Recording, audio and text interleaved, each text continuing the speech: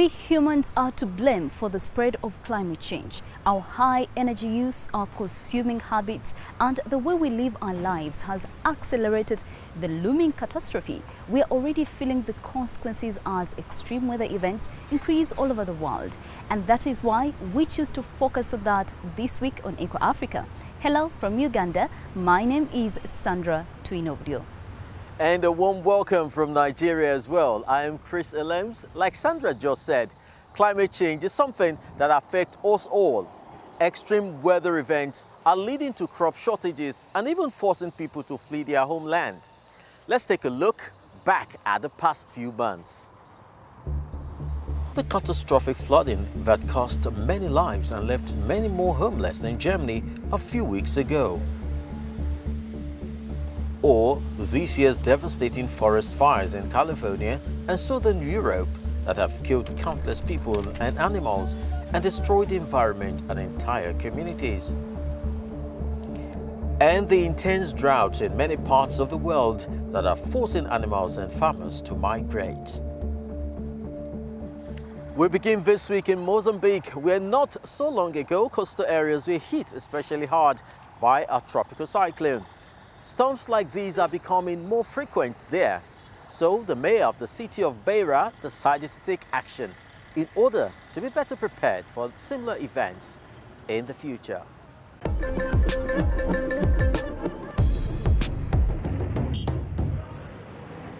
They start before dawn. Fishermen in the city of Beira need to be out in the water all day to make it worthwhile. Let's go. João Davrio learned his trade from his father. He grew up in the fishing community of Praia Nova. Today, he heads up at the local fishing cooperative and knows just where to get the best catch. Bring it in. Bring it in. But times are hard. There are fewer fish now. The sea itself, though, it is their biggest worry. Every year, storms, tides inundate their homes. They destroy our boats, our houses, entire villages. We need to leave, but where can we go? There's nowhere. Then there are the cyclones. The last one covered our houses in 10 meters of water. 10 meters. 10 meters. For the port city of Beira and its fishing industry, the sea is a vital source of income. But every November, when the cyclone season starts, it becomes dangerous. In order to absorb the destructive force of the flood waters, mangroves have been planted along the shore, which are flanked by large parks. Over the last 5 years, Beira has begun to restore the natural water courses and basins. The big green park at the center, covering 44 acres of land, is now almost complete. City Mayor Albano Carige has come to inspect the work. The gardeners need to trim this area again. It's dried out a bit. These green areas are designed to absorb the flood waters like a sponge, holding back the worst from the city. Beira has become a pioneer in green infrastructure on the African continent. We need to think about how we can continue living in this city, how we can cope with the challenges of climate change without creating even more problems for the city. We need to act decisively and sustainably and develop a sustainable lifestyle to our city so that Beira will be safer and more prosperous and more attractive to businesses.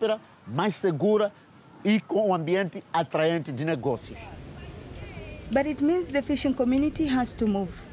Praia Nova is located in former mangrove swamp, which will now be replanted.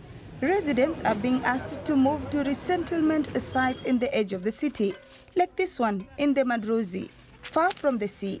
Former fisherman Leandro Munguar lost his home and his boat to Cyclone Idai in 2019. So he moved here voluntarily. He now lives from farming and is building his own house. I will never go back. No one wants to return that way of life because it's difficult and dangerous. It's like fighting a war, not against armed men, but against water. And water is not an easy opponent. Our future is here, but not if we fold our arms. We have to work hard.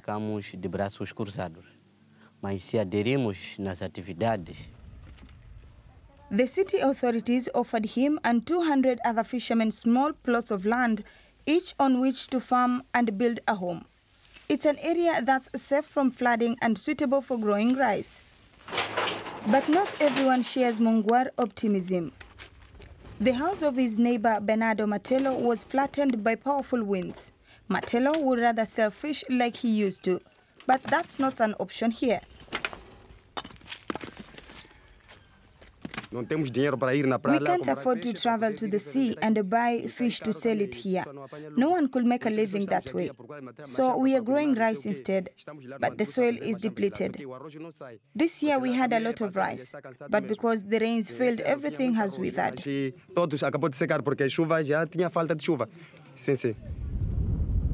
During a visit to a residential area on the coast, Mayor Karije appeals for support for his plans.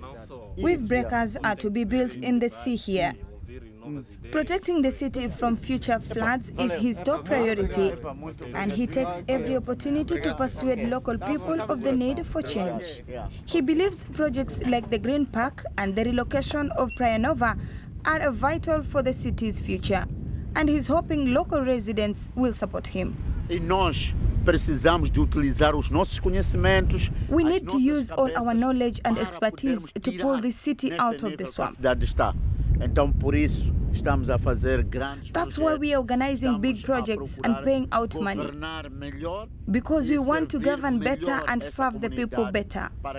All with the goal of ensuring that tomorrow we are no longer on the list of cities most threatened by climate change. On the other side of the bay, the fishermen continue to work on Praia Nova. At the moment, relocation to the resettlement sites is voluntarily. Many realize that it's too dangerous to stay here long term. But João Davrio and his colleagues find it hard to believe they will make good farmers. I don't think moving to resettlement sites is the answer, whether Ndama or Rio Maria. There's no point. Why not protect the coast from erosion and we stay here and continue to fish for a living, as the Fishing Corporation of Praia Nova?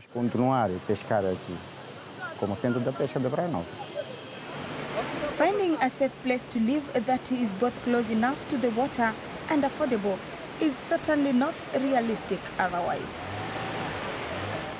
Whoa, well, the tropical cyclones are a prime example of what can happen as the climate changes. Scientists say if we don't alter our behavior and fast, climate change could drive as many as 1 out of every 6 animal and plant species to extinction. That would also have a dire effect on humans. One person who has a clear idea of what climate change means for Africa is Isidine Pinto.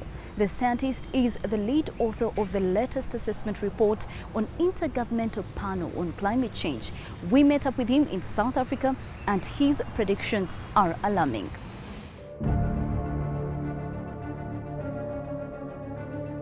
Climate change is a big issue, and according to the last reports from the IPCC, so the impacts are catastrophic and are going to be more even affecting more regions in the future, and the changes in weather and climate extremes are going to be more widespread.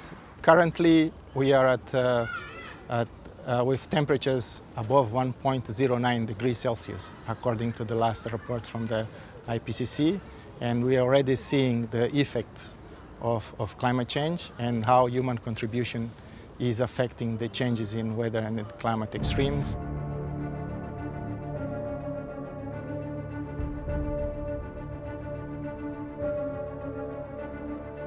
So with increases in temperature, it increases evaporation, and that also has impacts on water availability for the soils and for agriculture. If we look at the map, it's all countries in Southern Africa, from Mozambique, Zimbabwe, Malawi, Namibia, Angola, and South Africa. these regions are going to experience drier conditions in the future. And then also the regions in the Mediterranean, the North Africa and South Europe, and Central America, and most of the Southern American continent. So in the future, if we have not enough rain to irrigate the soils or to contribute to the agricultural production, we're going to have a reduction in yield, and that is going to affect food security. It is just one example. And also, we see that, for example, malaria in Mozambique, for example, and Tanzania and tropical countries, they are going to experience also more malaria cases because of the increases in temperature, and that will lead to breed of mosquitoes, and that is going to create a cascading event.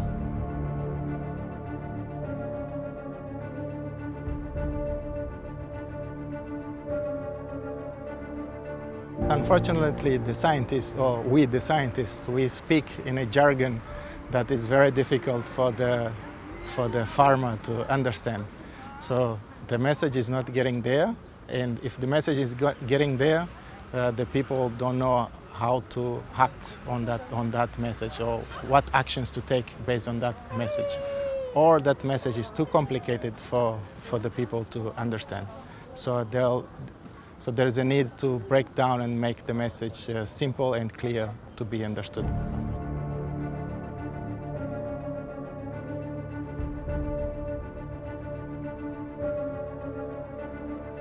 There's a great opportunity.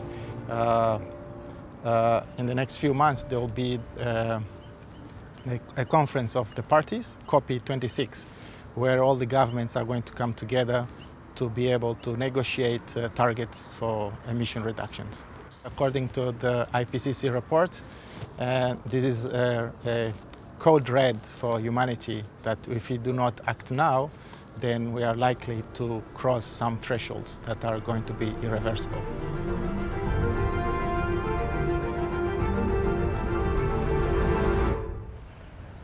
Lake Tanganyika is Africa's deepest lake, but for the past decade it has been rising up, swallowing up entire neighborhoods on its shores in the Burundian city of Bujumbura. And once again, it is happening because of climate change, and the devastation is dramatic. Thompson Irakoze can only reach the house he used to live in by boat. These days, his neighborhood in Bujumbura, the capital of Burundi, is deserted. People have fled because water levels in Lake Tanganyika are rising dramatically. After the neighborhood was flooded, the residents fled to places that were still dry to try and build small settlements there. Hundreds of families have taken refuge on higher situated grounds.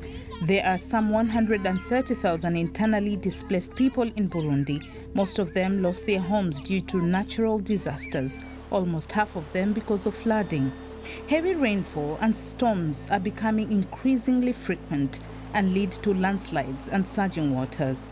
In the last decade, Lake Tanganyika's water level has been rising steadily. According to experts, the situation has worsened since late 2019. Last year alone, the water level of Africa's second largest lake rose by more than 2 meters, engulfing roads, schools or marketplaces. Burundi Ministry of Environment is watching this development with growing alarm. There are abnormally high movements of sediment that then settle in the lake. When there is sediment in the water, it obviously occupies the volume that would normally be occupied by water, so the water level rises. It's a problem that's not only afflicting Burundi. Lake Tanganyika is shared among 4 countries.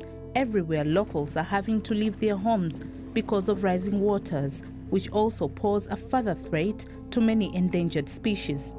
The current flooding, Richard Mita says, is widely attributed to climate change. The meteorologist blames massive deforestation. If we can retain the global average temperatures to below 1.5 degrees Celsius within the next 10 or so years, then that would be a really good action towards limiting the impact of lake level rises and other impacts of climate change. To reduce the disastrous impact, Burundi has now launched a risk prevention plan. It will involve mapping all areas at risk of natural hazards in order to minimize the effects and empower communities to take action against climate change. While some struggle with torrential rains, many farmers have the opposite problem: drought. This isn't just a problem in Africa, but in Southern Europe now as well. Spain is Europe's #1 lemon producer, and the country's farmers supply the continent with produce all year round. But industrial farming and extreme temperatures in summer are drying out the soil. Can anything be done to combat the situation?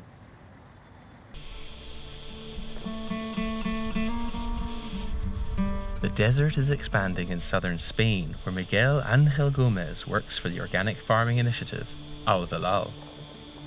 He's worried that more and more fields are becoming unusable here in Andalusia, not far from Guadix.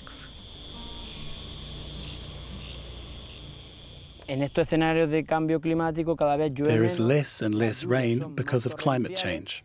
But then, when it does rain, it pours. So we have to make better use of the water to farm sustainably. But many farmers have yet to change their thinking, and many waste the precious water. Most of the produce from this lettuce field is exported to other European countries, and large quantities of water are simply going to waste. Miguel Ángel Gómez says this needs to change, and fast. You can't just water the fields without optimizing the use of water. A lot of it just gets lost here. Water is a rare commodity in many parts of Spain.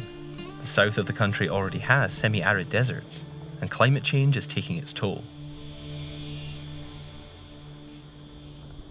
200 kilometers to the northeast, near Murcia, the situation seems fine. For the time being, anyway.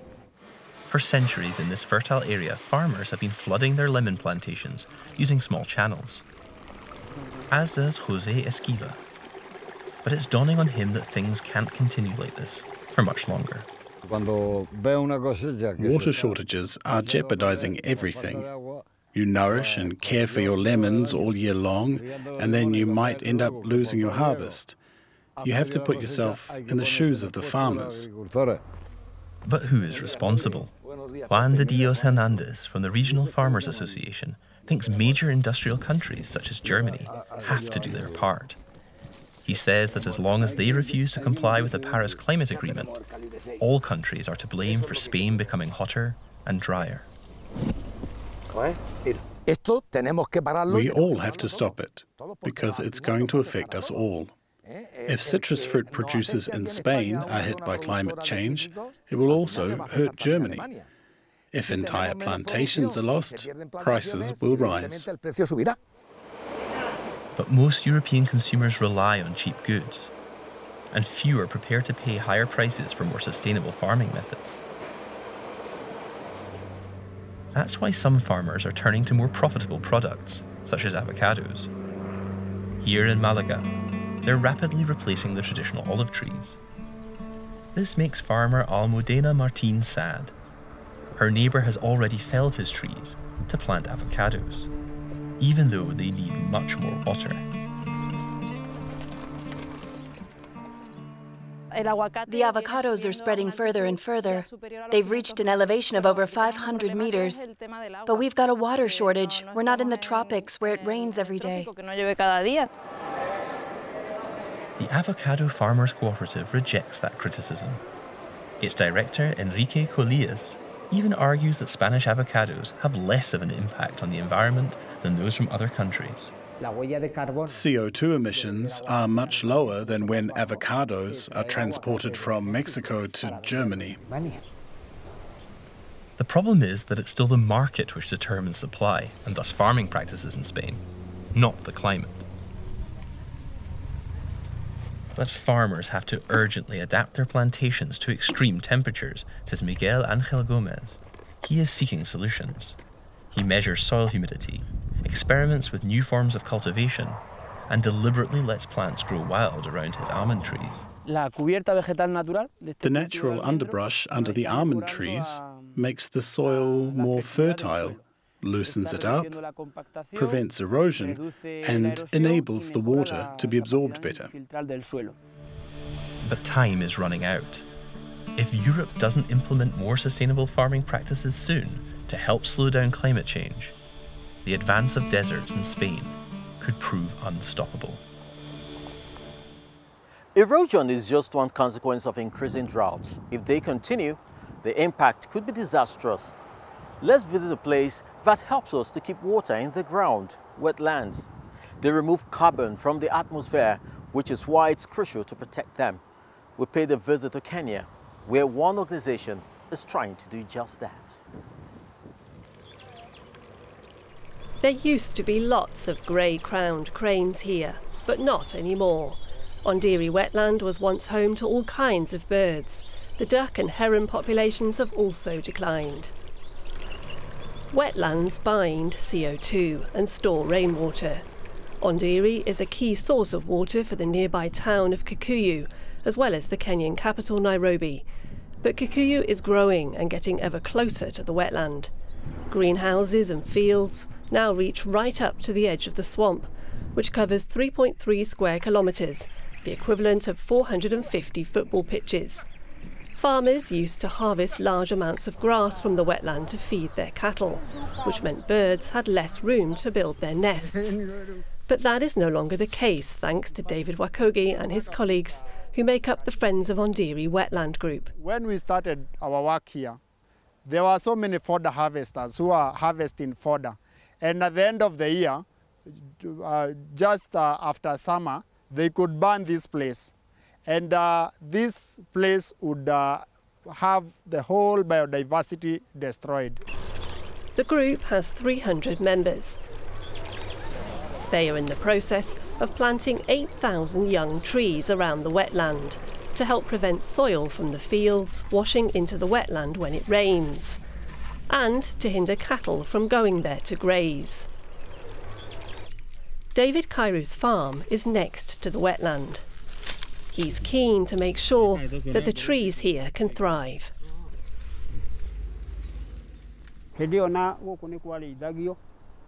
Since the trees were planted, the place looks good. In the past, there was grazing, and sometimes cows would get into the swamp and sink in the bog. And now there's no more grass harvesting either. Another problem is that wastewater from the greenhouse pollutes the area with toxins, including heavy metals. That's serious, because the wetland is the source of a tributary of the Nairobi River, on whose waters the capital depends. The Friends of the Ondiri wetland have persuaded some farmers to give up this kind of intensive cultivation. And they're helping to undo the damage. We are planting bamboo trees along this wetland. They are very good trees when it comes to sipping in the metals that are coming out of the greenhouse farming. For a long time, the local authorities did little to protect the swamp, but that too is changing. We are working directly with the farmers because you find the riparian areas, it's part of their land. So we are educating them and creating awareness. But again, we also encourage them to do organic farming because when it rains and they have used chemicals, then these chemicals end up in our rivers. Thanks in particular to the efforts of the Friends of Ondiri, the wetland has started to recover. Their next project is to build a trail for birdwatchers. The birds that are found here can be of very important tourist attraction to this area because one, there are those areas that have been marked as important birding area, IBAs, and Ondiri wetland is not one of them. And that is one of the things that Friends of Ondiri want to achieve. A recent survey found the wetland now supports more than 70 different species, as conditions here slowly improve. That's all for this week's Echo Africa. We hope you enjoyed the program. There's still hope for the planet, but it's all up to us to do what we can do to stop climate change. All the best for the coming week. I'm Chris Alems, signing off from Nigeria. And from me too, thank you for watching. If you want to find out more about these topics, please do visit our website or check us out on all our social media platforms. I am Sandra Twinobio, and I hope you'll be back with us next week.